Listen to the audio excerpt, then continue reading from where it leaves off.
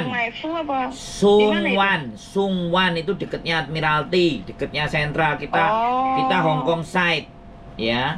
Oke. Nah, terserah sampean. Pokoknya besok telepon-telepon jam 10, jam 11.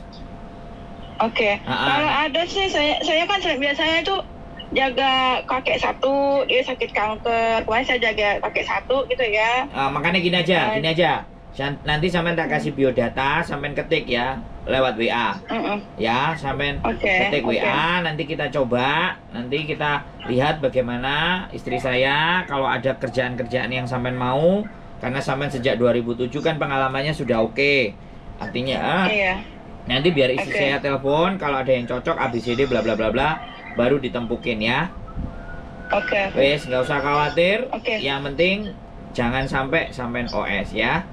Kita betulkan baik-baik. Nanti cari tahu pengacara yang bisa urusin cerai, atau bagaimana istri saya nanti ngasih tahu urusan cerai sendiri. Dia pernah cerai soalnya, oke? Di Hong Kong. Iya, oke. Oke.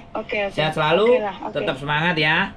Terima kasih. Ya, amin. Makasih Mas ya. Ya, selamat malam. Assalamualaikum warahmatullahi wabarakatuh. Waalaikumsalam. Jadi besok jam berapa mau ketemu di sana? Jam 10, jam 11 sampean call dulu.